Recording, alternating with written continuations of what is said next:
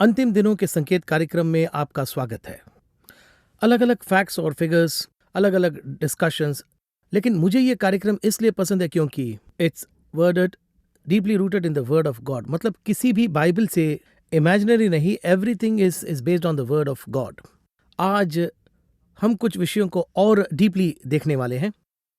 पिछले 3 हफ्तों से हमने बहुत से विषय ब्रदर जगन से देखे और कहा जाए तो इट्स बीन ए जर्नी। और आज स्पेशली पिछले कार्यक्रम के समापन में हमने जो थॉट हमने बताए थे, मैथ्यू 24 में बहुत से सीक्रेट्स है, ऐसा हमने बताया था। आज हमारे साथ ब्रदर जगन जुड़े हैं। हम सीधा टॉपिक में चले जाते हैं, on where we left last week. Brother Jagan, once again welcome to the programme. धन्यवाद।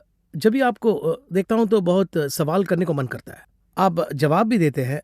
आप थोड़ा सा धीरज, आपको क्रोध तो नहीं है? आपने इसके बारे में अद्भुत जानकारी दी है। सच में आनंदित है ये वेरी कहा। गुड। मैं इसलिए कर रहा हूँ कि ऑडियंस को भी एंजॉय करना है, हम भी एंजॉय करना है, क्योंकि ये एक लर्निंग एक्सपीरियंस होना चाहिए। कुछ लोगों के बारे में शिक्षक पूछते हैं कि बार बार क्यों सवाल पूछ रहे हैं। जी, सब कुछ बड़ी खुशी से बताना है। अच्छा, आपको अच्छा लगता है? यानी दुखी होकर ये सब बताने में क्या मतलब है। अच्छा, तो ये बात है। राइट, ठीक है।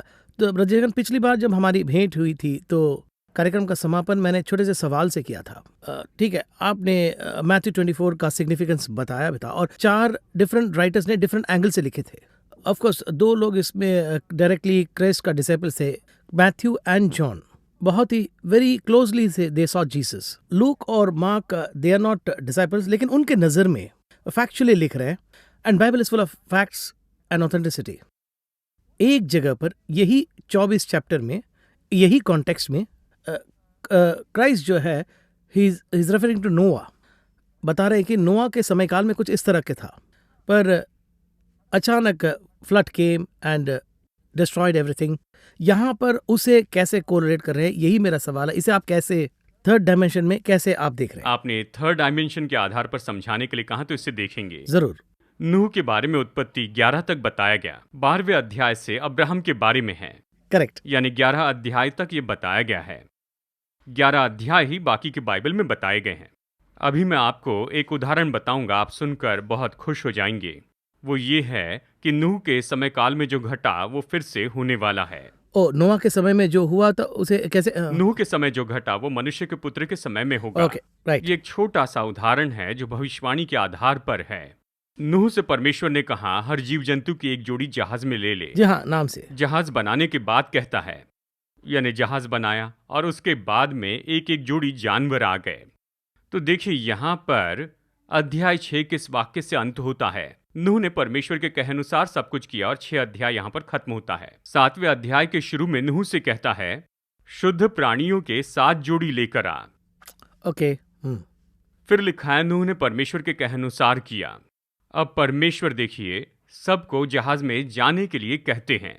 जहाज का द्वार बंद होने के बाद 7 दिनों के बाद वर्षा शुरू हो गई।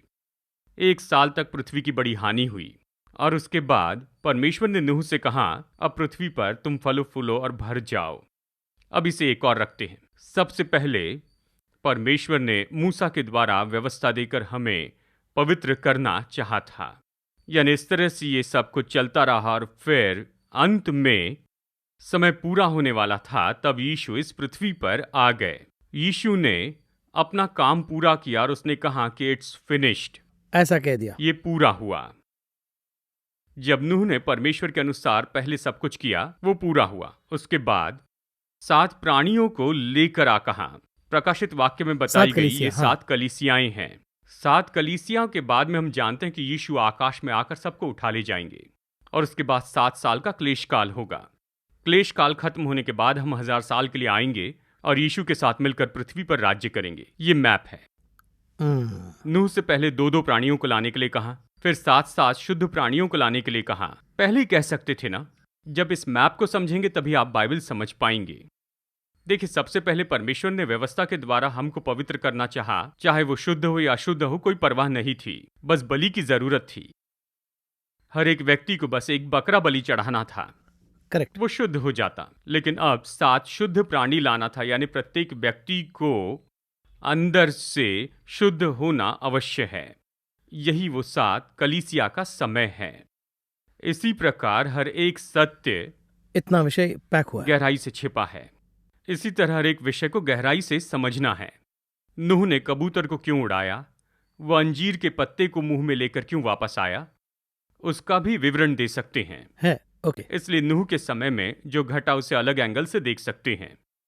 तो ये इतना साफ हुआ है, तो इसे हम कोरिलेट करके बाइबल से ही हम कोरिलेट करके उसे बाइबल हम के बाकी भागों से जोड़ कर सकते सकते हैं। हैं। इसलिए यीशु ने कहा कि नूह के समय जो घटा वही मनुष्य के पुत्र के समय में भी होगा। ये बहुत महत्वपूर्ण है। करेक्ट। उस समय ऐसा ही होगा। तो नूह के समय में क्या हुआ, अगर उसकी तुलना करें तो इस समय यही होगा। दोनों एक जैसे ही होंगे। फाइन, चलिए मैं आपको एक उदाहरण देकर बताता हूँ। हम अंतिम दिनों के चिन्हों की चर्चा कर रहे हैं जी ना? हाँ, जी हाँ। तो इस चिन्ह के आधार पर उदाहरण एक सवाल देखेंगे। मेरा भी है, लेकिन आप बोलिए, मैं बाद में जी पूछता हाँ, हम प्रश्न पूछते जाएंगे चिन्हों के बारे में। हूँ। ठीक है, नूह के समय परमेश्वर पृथ्वी के विषय में कहते ठीक हैं, है। पृथ्वी में पूरी गड़बड़ी है, ऐसे परमेश्वर ने कहा। देखिए क्या ओके। कहता है। परमेश्वर ने पृथ्वी पर जो ये दृष्टि कौन से की, चैप्टर में है? 6:12 ओके। Genesis 6 verse Right. 12। परमेश्वर ने पृथ्वी पर जो दृष्टि की तो क्या देखा, पृथ्वी बिगड़ गई है। ओके, ये लिखा है ना। करेक्ट। इंग्लिश में क्या है? इंग्लिश में है, and God looked upon the earth and behold it was corrupt. Corrupt. Corrupt, for all flesh had corrupted his way upon the earth. Corrupt कहाँ है? यानी Corrupted. सब सही स्थान पर नहीं है। परमेश्वर ने पृथ्वी को एक तरीके से बनाया, वो एक तरीका था। अब ये बिगड़ गया, यानी बिगड़ गया है। नूह के समय पृथ्वी बिगड़ गई थी, तो अभी पृथ्वी की दशा कैसी है? नहीं, बिगड़ी हुई का मतलब it is been ethically, it's not, we are not in good standards, morally. जी, उसे एक तरफ रख दीजिए। उसे अलग से पार कर दें। सोचिए, परमेश्वर पृथ्वी पर नजर डालते तो क्या देखते हैं? क्या देखेंगे? प्रभु ने इसे जैसे रचा वैसे नहीं है ना। नहीं है, ये कितनी बदल गई है। बहुत बदल गया। 100% बदल गई। सब जी कुछ हाँ, बदल गया हाँ, ना? मानता हूँ। हाँ, सब कुछ बदल गया है। एनवायरनमेंट बदल गया है, लोग बदल गए हैं, एक दूसरे से नफरत करते हैं। कहा जाए तो टेक्नोलॉजी में विकास हुआ है, लेकिन मनुष्य में बहुत कठोरता आई है। ये सब भीतर के बदलाव अंदर हैं, की बात है, भीतर हाँ। से बदल गए हैं। ये तो बहुत ही इंपॉर्टेंट पॉइंट कहाँ है। अब तो केवल ऊपरी तौर से देखते हैं। परमेश्वर ने मनुष्य को केवल 12 घंटे दिए थे। हाँ, हम कितने घंटे यूज कर रहे हैं? आप बहुत यूज कर रहे हैं। 24 आवर्स यूज कर रहे हाँ, हैं। correct. 24 hours channel, 24 hours restaurant. आपका मतलब चैनल 12 घंटे ही चलना चाहिए क्या? भजन 104 में लिखा है। ओहो, भजन 104 में क्या लिखा है? मनुष्य भोर को उठता है और काम करता है, सूर्यास्त तक काम करता है, फिर जंगली जानवर बाहर निकलकर शिकार खोजते हैं। मनुष्य सूर्योदय से लेकर सूर्यास्त तक काम करते रहते हैं। हमारे Okay. लिए 12 घंटे हैं। 12 बजे है। अगले 12 घंटे में जंगली जानवर काम करते हैं। मनुष्य इस 12 घंटे में काम करके जानवर बन गया। जी हाँ, हम रात भर कॉल सेंटर में काम कर रहे करते हैं। हैं। देखिए, जो नाइट शिफ्ट में काम करके आते हैं उनके बारे में क्या कहते हैं? नाइट शिफ्ट में काम करके आया, बहुत ही टेंशन में होगा। नाइट शिफ्ट करने वाले क्यों टेंशन में होते हैं? क्योंकि वो सोने के समय में नींद नहीं काम हो रही है, प्राकृतिक रूप में उल्टा काम कर रहे हैं। बदल गए। जारी रखेंगे प्रज्वल, आपकी बातों को सुनकर और सवाल मेरे मन में उठ रहा है, पूछेंगे एक छोटा सा ब्रेक लेकर। ब्रेक के बाद हम इसे एक और एंगल से देखेंगे। स्पेशली आज प्रभु इस दुनिया को अगर हम देखेंगे तो किस तरह से देखेंगे, ये सवाल मुझे चिंता में डाल, क्योंकि आज अगर वो इसे देखेंगे तो वो खुश होंगे या दुखी होंगे, क्योंकि नोआ के टाइम में दुखी हुए। क्योंकि आज कैसा है, ये आज क्यों पूछें, दर्शकों से ही पूछेंगे, आप कैसे फील कर रहे हैं? आज प्रभु आएंगे तो दुनिया को किस नजर से देखेंगे? देखते रहिएगा, ब्रेक के बाद बात करेंगे।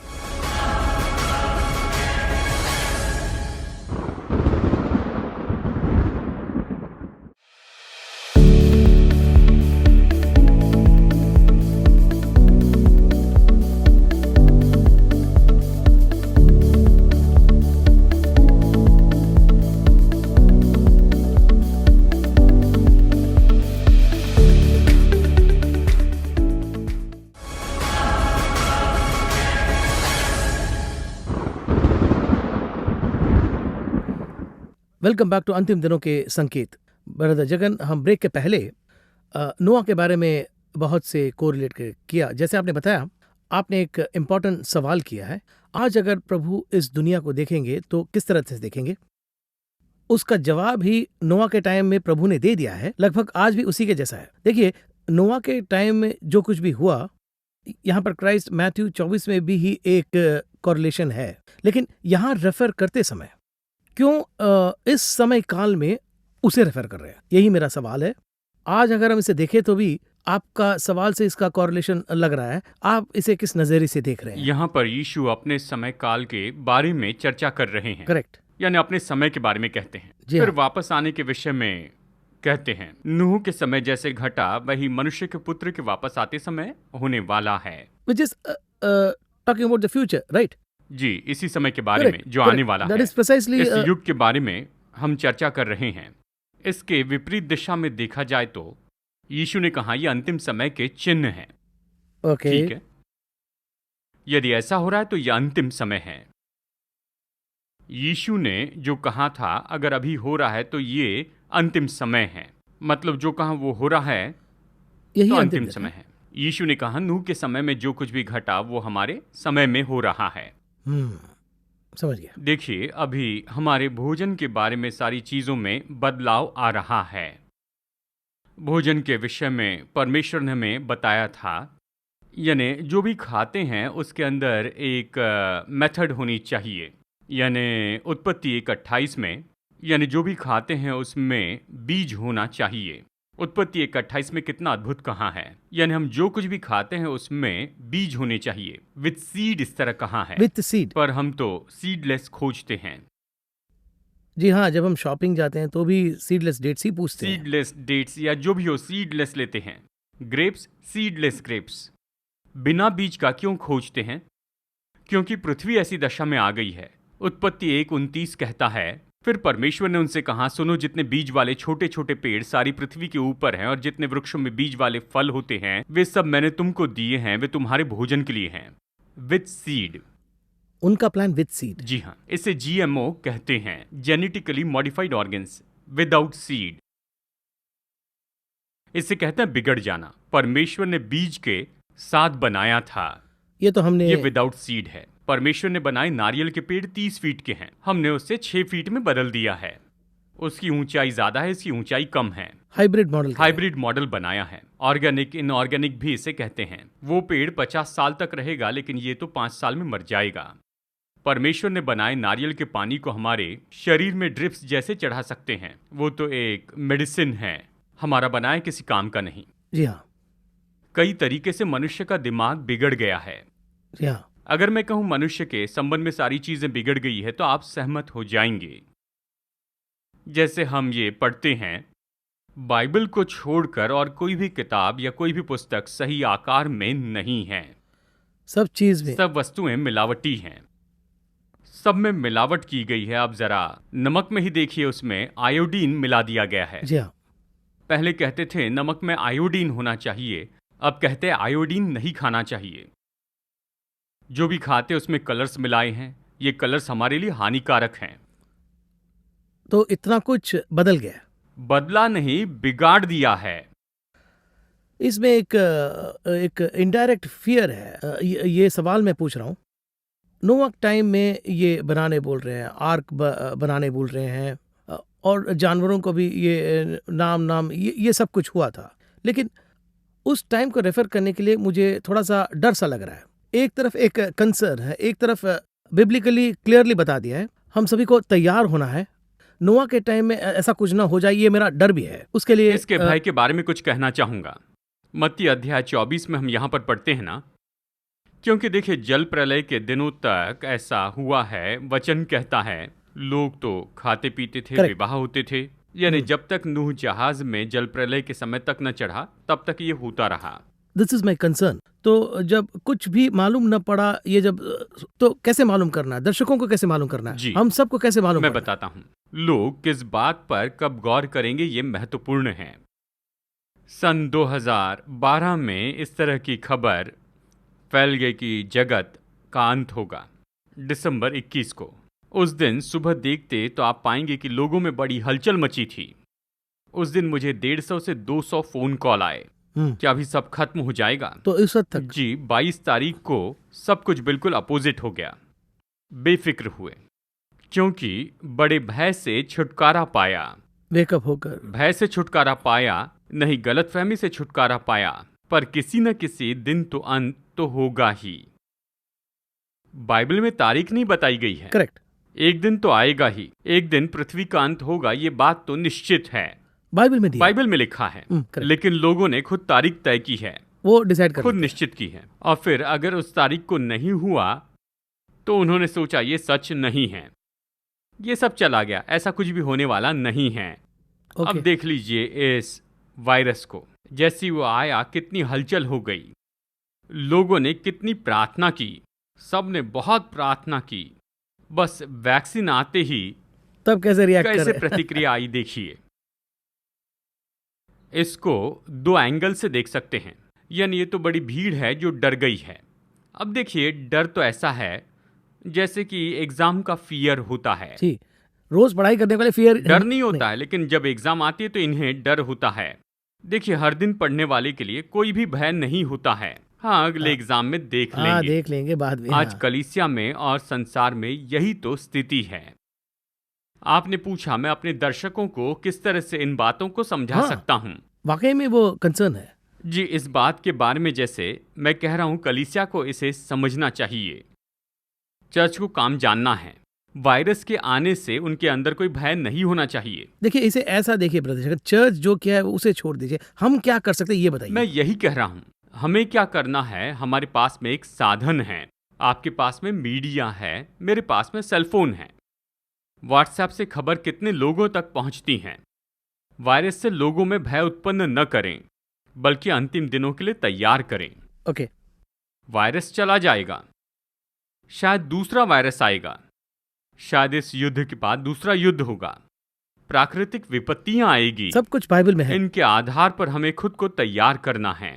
तैयार नहीं हुए तो अभी तैयार हो जाइए। Okay, so the message is very clear. आपके मुताबिक facts and figures are there in the Bible, but प्रभु उम्मीद करते हैं, पवित्र आत्मा उम्मीद करते हैं कि ये सब हो न हो, आप रेडी रहिए। यही तो आप कह रहे हैं ना, सबको तैयार रहना बी है। रेडी फॉर द, मतलब हमें बुलाने पर हमें तैयार होना चाहिए, तब जाके किसी को सर्च नहीं करना चाहिए। मतलब let's be ready to face the Lord. यही आप देखिए, सब पढ़ाई करते हैं तो विद्यार्थियों को टाइम टेबल दिया जाता है, एग्जाम का टाइम टेबल आता है। Correct. ये टाइम टेबल क्या है? ये टाइम टेबल डराने के लिए नहीं है, एक शेड्यूल। हाँ, ये एक शेड्यूल है कि पास हो जाओगे तो अगली क्लास में जाएंगे, मतलब आपका लक्ष्य आ गया है। बस ये इसी के बारे में है। ब्रदर जगन, बहुत से विषय हमने बाइबल से उठाकर उसे डाइसेक्ट कर रहे हैं, बट मुझे जो अच्छा लगा कि आप किसी भी चीज़ को आपके इमेजिनेशन से नहीं कर रहे हैं। You are going back to the Bible and digging the facts from the Old Testament and New Testament and back to the Old Testament. एक और मुख्य चीज़ जो आपने कहा कि पवित्र आत्मा के इंस्पिरेशन से जब हम उसे पढ़ रहे हैं तो रेवलेशन इज मोर बेटर, आप ये बता रहे हैं। आगे बात करेंगे। We will take a short break and come back.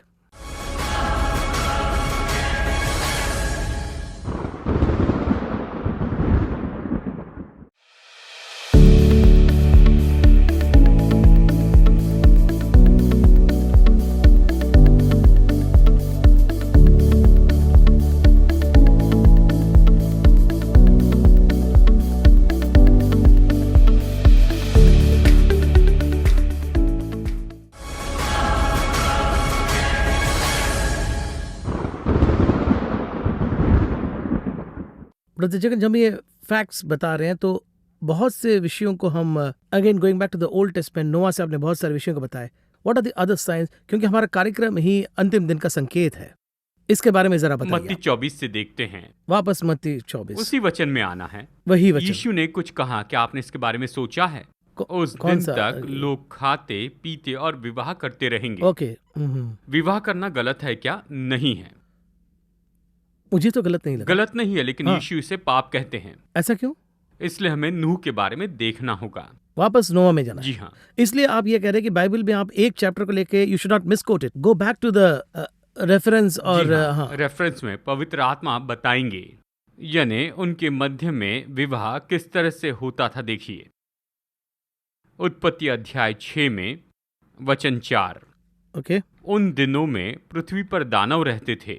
इसके पश्चात परमेश्वर के पुत्र मनुष्य की पुत्रियों के पास गए, तब उनके द्वारा जो पुत्र उत्पन्न हुए थे वे शूरवीर थे। देखिए, यहाँ पर परमेश्वर के पुत्रों ने मनुष्य की पुत्रियों को देखा कि वे बहुत सुंदर हैं और उनके पास गए। अब इसके बारे में थोड़ा सा विवरण देकर हम आगे बढ़ेंगे। यहाँ परमेश्वर के पुत्रों के बारे में लिखा है। इसके बारे में बहुत से लोग अलग सोचते हैं। कुछ लोग कहते हैं कि स्वर्गदूत यानी स्वर्गदूत Angels, उन्होंने मनुष्य की पुत्रियों के साथ में विवाह किया, यानी स्वर्गदूत मनुष्यों की पुत्रियों के साथ विवाह करते और उनसे राक्षस पैदा हुए, इस तरह कहते हैं। एक है वहाँ। ये विचार है। सच में स्वर्गदूत ऐसा नहीं करते हैं। यीशु ने क्या कहा? स्वर्ग में न विवाह होता है, न पृथ्वी सा कोई शारीरिक कार्य होता है, यानी परमेश्वर के पुत्र तो स्वर्गदूत नहीं हैं। ठीक है, समझ गए हैं। अब देखते हैं कि ये कौन थे। स्वर्गदूत नहीं थे। परमेश्वर के पुत्र कौन थे? उस समय पृथ्वी पर दो तरह के जन थे, विश्वासी और अविश्वासी। Believers and non-believers. विश्वास करने वाले परमेश्वर की संतान, विश्वास न करने वाले मनुष्य थे। बस यही। आज भी यही है ना, जो पवित्र आत्मा का अभिषेक पाए उन्हें आत्मिक कहते हैं। आत्मिक यानी किस आत्मा से भरे हैं? Flesh नहीं तो है। शारीरिक है, लेकिन आत्मिक कहलाते हैं। आत्मिक कहलाते हैं। यीशु ने विश्वासियों को विश्वासी कहा है, यानी उपासना करने वाले परमेश्वर के पुत्र हैं। तो मनुष्य की पुत्री से विवाह करने वाले कौन है? वेरी सिंपल, विश्वासी और अविश्वासी मिक्स हो गए। यही बात है। तो ये वही कॉन्टेक्स्ट इस संदर्भ में ये कहता है घुल मिल जाते हैं, और आज भी बिल्कुल ऐसा है। आत्मिक रीति से देखा जाए तो कलीसिया संसार में मिल गई है, आत्मा संसार में मिल गई है। एक कॉम्प्रोमाइज समझौता किया, यानी सारी बातों में समझौता कर लिया। हर बात में आत्मिकता ने संसार से समझौता किया। जी हाँ।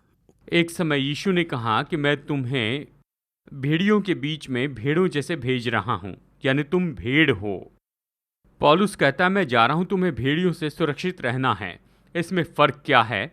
हमें सुसमाचार के लिए बाहर जाना है। कलीसिया तो हम हैं, हमारे अंदर भेड़िए प्रवेश करते हैं। मतलब कलीसिया के अंदर यानी हमारे अंदर। जी हाँ, we are the church. Okay. यानी हम में सांसारिक बातें आएंगी, यानी चर्च में सांसारिक बातें आएंगी, यानी ये दोनों बातें मिक्स हो जाएगी।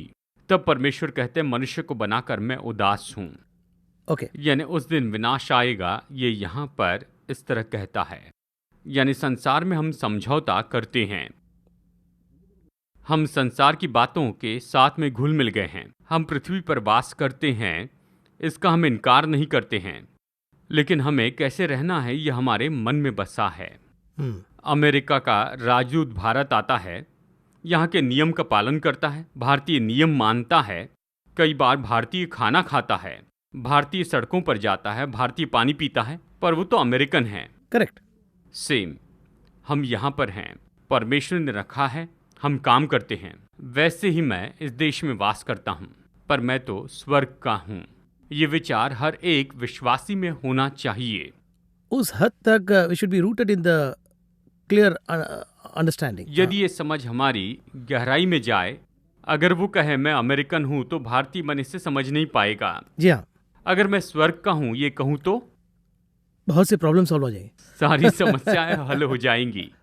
तो आज अगर आप देखेंगे तो किस चीज़ के लिए एक चीज़ के लिए पीपल आर लूजिंग होप, ये बहुत ही अद्भुत लगता है। इसी तरह से छोटी छोटी बातों में, यानी मेडिकल सीट नहीं मिलती है तो उनकी आशा चली जाती है। वही तो कह रहा हूं, बहुत ही। हाँ। पर जिंदगी खत्म नहीं हुई। करेक्ट। मैं कहता हूँ ठीक है, संसार इस तरह की विचारधारा से भरा है। परमेश्वर के जन, उनको हम क्या समझाएंगे? केवल दो ही कार्य हैं, एक तो बाहर से अंदर आना है, करेक्ट, फिर अंदर से ऊपर जाना है। बस यही दो काम हैं। आज हम दोनों कार्य कर रहे हैं। जी हाँ। जो प्रभु को नहीं जानते उन्हें पास ला रहे हैं। जी हाँ, we are sharing the God's love, प्रभु का प्रेम। दूसरी बात, जो आ गए हैं स्वर्ग में ले जाएंगे इटर्नल, अनंत काल के लिए। यदि हम ये दोनों काम न करें तो क्या होगा? करेक्ट। आपने बहुत अच्छा एक्सप्लेन किया। अगले कार्यक्रम में हम एक छोटा सा थॉट में शुरू करेंगे, समय जो कि कम है अभी। बाइबल में जूड नाम का एक कैरेक्टर है, वो एक half brother of James. Revelation के पहले एक कैरेक्टर है, वो एक छोटा सा भागी है, लेकिन बहुत से विषयों को प्रभु वो रेवलेशन के पहले उनको देते हैं। इसके बारे में, इस जूड के एक पुस्तक के बारे में, उस पुस्तक और मैथ्यू 24 में एक कोरिलेशन है, ये मुझे लगता है जब मैं इसे पढ़ता हूँ। इसके बारे में अगले एपिसोड में हम बात करेंगे, बातें करेंगे। शुक्रिया, धन्यवाद। अगले कार्यक्रम में the Book of Jude, what are the facts we can learn from the Book of Jude, जरूर देखिएगा।